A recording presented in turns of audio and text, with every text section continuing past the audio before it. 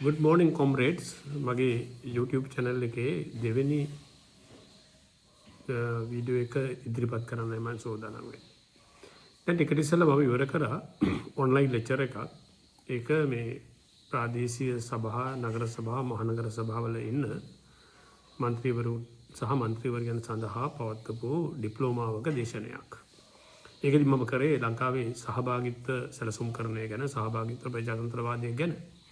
හැබැයි මම මේ කතා කරන්න හදන්නේ වෙන දෙයක් ගැන. ඒකෙදි මතුවුණු සමහර ප්‍රශ්න තිබුණා. ගොඩක් අපේ മന്ത്രിවරුන් සහ മന്ത്രിවරයන් මගෙන් ප්‍රශ්න අහනකොට එයාලාගෙන් මට දැනෙච්ච දෙයක් තමයි මේ අපි විපක්ෂයේ ඉන්න හින්දා අපිට ප්‍රශ්න ඊළඟට ගත්තට පස්සේ ආණ්ඩු පක්ෂයේ මෙහෙමයි වගේ දේවල් කියන්න පටන් ගත්තා. සමහර තැන්වල විපක්ෂ නායක කියන ධූරයක් ගැනත් කතා වුණා.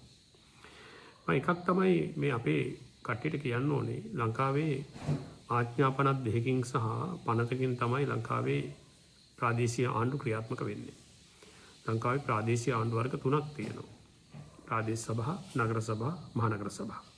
අපි ඉංග්‍රීසියෙන් කියන local governments කියලා.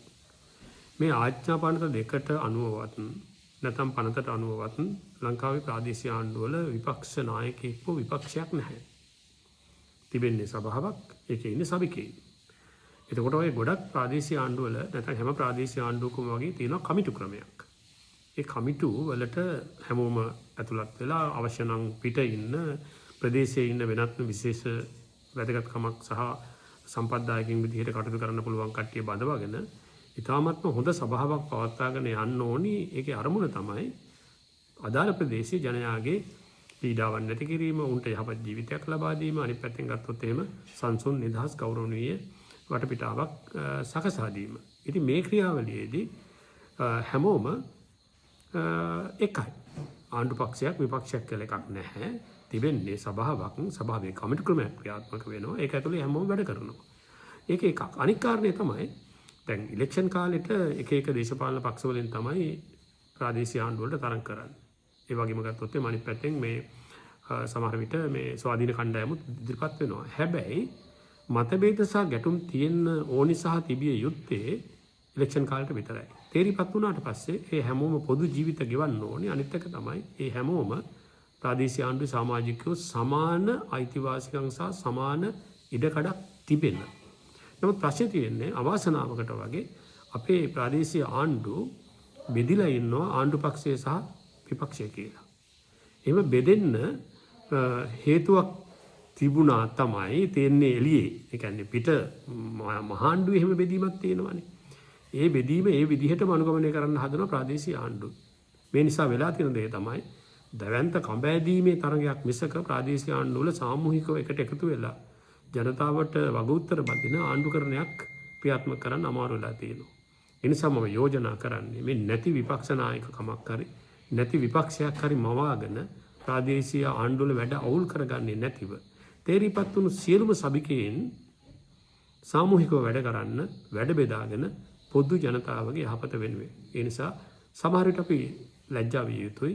නැති තනතුරු මොකටද අපි හදාගෙන ඉන්නේ? අපිට මේ හිනමානයක් තියෙනවද? එහෙම නැත්නම් ගත්තොත් අපිට එහෙම තියෙනවද නිකන් මේ එහෙම විපක්ෂ නායක කියලා නිකන් තනතුරක් දාගත්තම වැඩි වැදගත්කමක් තියෙනවද? මම හිතන්නේ අපි මේ තියෙන ප්‍රශ්න වදිවට අර කතාවක් තියෙනවා මේ යන්න බැරි උමගේ කුළුපත්තකුත් අරගෙන එක්කෙනෙක් යන්න උත්සාහ කරා කියලා. ඒ වගේ මේ ප්‍රාදේශීය ආණ්ඩුකරණය විනාශ කරන්නේ නැතුව ප්‍රාදේශීය ආණ්ඩුකරණ සංස්කෘතිය නිශ්චයාකාරව ගොඩනගා ගන්න පුළුවන් වටපිටාවක් හදාගන්න නම් මේ අනවශ්‍ය විදිහට අපි එකතු කරලා තිබෙන විවිධ විලාසිතා අයින් කරගත යුතුයි.